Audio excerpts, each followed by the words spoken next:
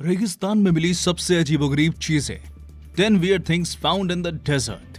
दोस्तों, अफ्रीका का नामीबियन रेगिस्तान उस वक्त सुर्खियों में आ गया जब उसके बीचों बीच पुर्तगाल से करीब 500 साल पहले गायब हुए एक जहाज की खोज हुई जिसमें करोड़ों का सोना भी था।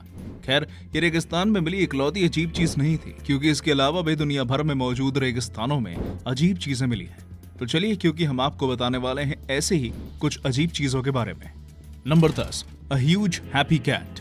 दोस्तों, सदर्न पेरू के करीब मौजूद नास्का लाइंस प्राचीन समय में धरती पर रहने वाले कबीले वालों की क्रिएटिविटी को दिखाती है। मिट्टी पर बनी ये बड़ी बड़ी डिजाइन्स जियोग्लिफिस के नाम से जानी जाती हैं, क्योंकि 500 BC से 500 AD के बीच बनाई गई थी।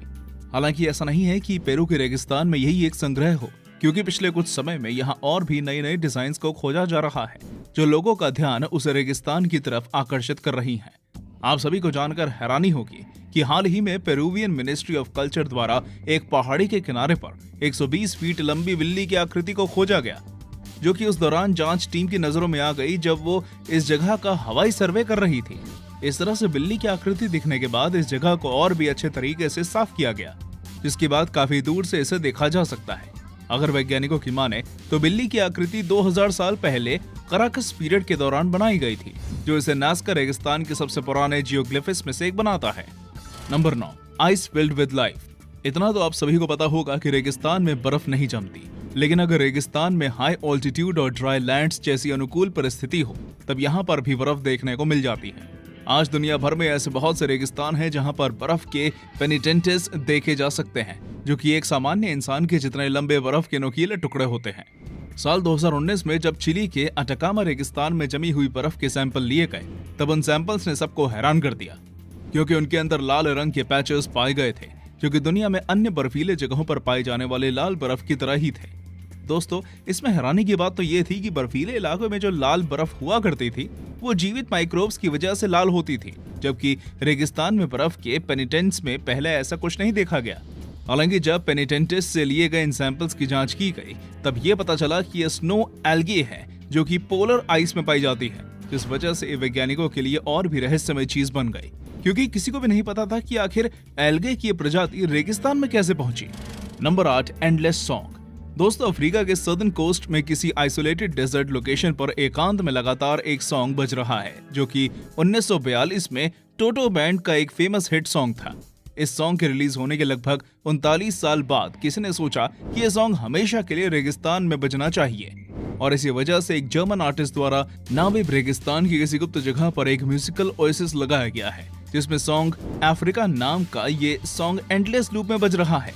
आप सभी को जानकर हैरानी होगी कि इस इंस्टॉलेशन में सोलर पावर्ड MP3 प्लेयर लगाया गया है, जो कि 6 स्पीकर्स के माध्यम से इस आइकॉनिक सॉन्ग को लगातार बजा रहा है। खैर, जो भी हो, पर इस लूप को तैयार करने वाले व्यक्ति का खुद मानना है कि ड्यूरेबल इक्विपमेंट इस्तेमाल होने के बावजूद भी जल्द ही रेगिस्तान की विकट परिस्थिति इस सॉन्ग को हमेशा के लिए खत्म कर देगी। Number 7, the most isolated tree. North eastern niger के एकांत में मौजूद टेनेर वेस्टलैंड्स में एक समय पर घना जंगल हुआ करता था, लेकिन 20वीं सदी में शुरू हुए डिजर्टिफिकेशन ने यहाँ के सारे पेड़ साफ कर दिए और यहाँ एक पेड़ को छोड़कर कोई भी पेड़ नहीं बचा। ऐसा माना जाता है कि टेनेर नाम के इस पेड़ के आसपास चारों दिशाओं में करीब 400 किलोमीटर तक कोई भी दूसरा पेड़ नहीं था, और यह अकेला रेगिस्तान में खड़ा हुआ था, जिसकी जड़ें जमीन में 40 मीटर से भी ज्यादा गहराई तक जाती थी। आप सभी को जानकर आश्चर्य होगा कि इस तरह से रेगिस्तान में खड़े रहने की वजह से ये पेड़ नोमैडिक ट्यूरिक समुदाय के लोगों के लिए एक पूजनीय पेड़ बन चुका था। इतना ही नहीं, ये पेड़ इतना ज्यादा फेमस हो चुका था कि 1930 के दशक में यूरोपियन मिलिट्री के मैप में इसे दर्शाया गया था। हालांकि 1973 में ये पेड़ भी गिर गया, क्योंकि नशे की हालत में एक ट्रक ड्राइवर ने इस पेड़ में अपना ट्रक ठोक दिया था। खैर, ऐसा नहीं है कि आज भी इस पेड़ के कोई साक्ष्य मौजूद नहीं है, क्योंकि नाइजर नेशनल म्यूजियम में ये पेड़ सहेज कर रखा गया है। साथ ही जिस जगह पर यह पेड़ लगा हुआ था वहां पर मेटल मॉन्यूमेंट बना दिया गया है। Number 6, desert breath. मिस्र के रेड सी कोस्ट के नजदीक मौजूद हग हाडा के पास के रेगिस्तान में स्थित डेजर्ट ब्रेथ भूमि कला का एक शानदार काम है, जिसे DAST द्वारा बनाया गया था। इसका काम 1997 में पूरा हुआ था, जिसमें फ्रैक्टल स्पाइरल ऑफ कॉनिकल प्रोट्रूजन्स बनाए गए थे, जिनके ऑल्टरनेटली कॉनिकल डिप्रेशंस भी मौजूद थे। शायद ही आपको पता हो कि इस प्रोजेक्ट के तहत निर्मित यह आकृति इतनी ज्यादा बड़ी थी कि इसे जमीन पर खड़े होकर देखा नहीं जा सकता था। हालांकि अगर आप इसे हवा से देखेंगे तभी आपको पूरी तरह से समझ आ जाएगा, क्योंकि इसमें 79 कोन्स और 79 मैचिंग डिप्रेशन स्पाइरल तरीके से बनाए गए हैं, जिनमें से एक दूसरे से बाहर निकला है। इतना ही नहीं, इनके केंद्र में जहां 2 सिंगल्स मिल रहे हैं वहां एक कोन गड्ढे से बाहर निकला हुआ है जिसमें पानी भरा हुआ है।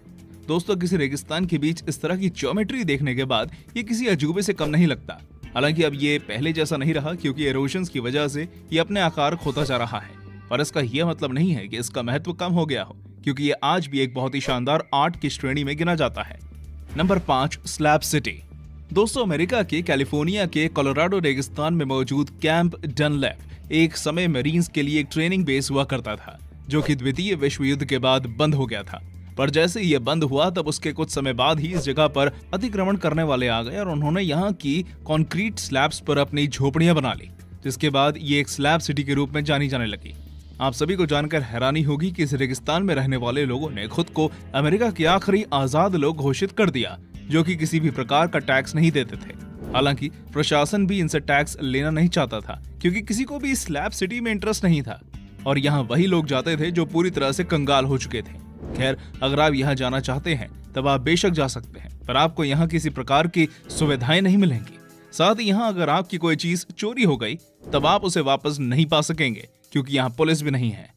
Number 4, area 6। आप सभी ने नेवाडा रेगिस्तान में स्थित एरिया 51 के बारे में सुना होगा, जो कि अमेरिका की एक बहुत ही गुप्त जगह है।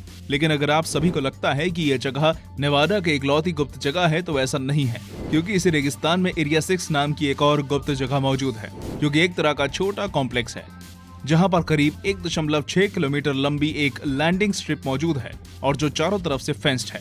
साथ ही इसके एयर स्पेस में उड़ान भरना भी बाधित है। आप सभी को जानकर हैरानी होगी कि यह जगह एरिया 51 से महज 19 किलोमीटर दूरी पर है, जिसका इस्तेमाल होमलैंड सिक्योरिटी और डिफेंस डिपार्टमेंट दोनों के द्वारा किया जाता है। खैर, वैसे तो इसके बारे में कोई पुख्ता सबूत नहीं है, पर फिर भी कई कागजातों के आधार पर माना जाता है कि यहाँ विभिन्न प्रकार के प्लेन्स और ड्रोन्स की टेस्टिंग होती है और ये प्रमुख रूप से इसी के लिए बनाया गया है। नंबर 3, फेरी सर्कल्स। नामिब रेगिस्तान के बारे में तो आप सभी ने सुना होगा, पर क्या आप सभी जानते हैं कि इसके इन एरिड ग्रासलैंड के 2500 किलोमीटर के हिस्से में मिट्टी पर कुछ ऐसी रहस्यमयी गोले बने हैं जिन्हें फेरी सर्कल्स के नाम से जाना जाता है। दोस्तों, इसे गोले की कुल लेंथ करीब 6 से 20 फीट की होती है, जो कि वाकई में बहुत ज्यादा बड़ी है। आप सभी को जानकर आश्चर्य होगा कि इन रहस्यमयी गोलों के बनने के पीछे का कारण आज तक किसी को भी नहीं पता चला है और वैज्ञानिक भी इसके सामने पस्त नजर आते हैं। हालांकि इनके बारे में कुछ थ्योरी जरूर दी गई है, जिनमें कहा गया है कि हो सकता है कि यह गड्ढे कीड़ों द्वारा बनाए गए हों, जो कि यहाँ अपना घर बनाना चाहते हों, और इसके अलावा ये भी हो सकता है ये गड्ढे वहां लगी घास की वजह से बने हों, जो खुद को इस तरह से बड़ा कर रही हो कि उसके अगल बगल पानी भरने के लिए एक गोलाकार गड्ढा बन जाए। दोस्तों, आप सभी को जानकर हैरानी होगी कि हालिया शोध में इन दोनों थ्योरीज को प्रिंसटन यूनिवर्सिटी द्वारा बिल्कुल सही बताया गया है। Number 2, ghost town. Southern Africa के नामिब रेगिस्तान के मध्य इलाके में कोलमनस्कोप नाम का एक घोस्ट टाउन मौजूद है, जहां एक समय पर बहुत सारे लोग रहा करते थे। 1908 में जब इस रेगिस्तान में काम करते हुए एक व्यक्ति को यहाँ एक हीरा मिला, तब बहुत सारे जर्मन लोग यहाँ आकर बस गए, क्योंकि उनका मानना था कि इस जगह पर बहुत सारे हीरे मौजूद हैं। हालांकि प्रथम विश्व युद्ध के बाद इस शहर में पाए जाने वाले हीरों में कमी आई और शायद ही यहाँ कोई हीरा बचा, जिसके बाद 1954 में इस जगह को पूरी तरह से छोड़ दिया गया और तब से यह जगह इसी तरह से खाली पड़ी है, जिसको लेकर कई डरावनी कहानियां भी प्रचलित हैं। खैर, जो भी हो, पर रेगिस्तान की कटीली पहाड़ियों के बीच ये शहर अपने आप में ही लोगों के आकर्षण का एक केंद्र है और यही वजह है कि यहाँ बहुत से पर्यटक घूमने और फोटो खींचने आते हैं। Number 1, a ship filled with gold. दोस्तों, 1533 में बॉम जीसस नाम की एक शिप ने पुर्तगाल से चलते हुए कुछ दूर जाकर समुद्र में कहीं खो गई, जिसके बाद न सिर्फ उसमें सवार क्रू मेंबर्स गायब हो गए, बल्कि उसमें रखा सोना भी गायब हो गया, जिसकी कीमत करीब $1,20,00,000 थी। हालांकि करीब 500 साल बाद यानी कि 2016 में कुछ माइनर्स को नामीबियन रेगिस्तान के बीच में एक शिपरेक मिला, जिसके बाद उन्होंने इसकी जानकारी आर्कियोलॉजिस्ट्स को दी, जिसके बाद उन्होंने इस शिप के बारे में पता लगाया और करीब 6 दिन की सर्च के बाद उसमें से सारा सोना बरामद किया गया। इस सब में सबसे रोचक बात तो ये थी कि जहां मीडिया इसमें मिले सोने के बारे में चर्चा कर रही थी, तो वहीं आर्कियोलॉजिस्ट इस सोने के साथ मौजूद लोगों की हड्डियों को देखकर खुश थे, क्योंकि इसके जरिए वो सीलर्स की डेली लाइफ के बारे में जान सकते थे। और सबसे हैरानी की बात तो ये है कि इसमें मिली अन्य चीजें और लोगों का सामान उस सोने से भी ज्यादा कीमती था। तो दोस्तों, कैसी लगी आपको हमारी एक और वीडियो? हमें कमेंट करके जरूर बताइए और हाँ, जाते जाते इसे लाइक और चैनल को सब्सक्राइब जरूर कर दीजिएगा। धन्यवाद।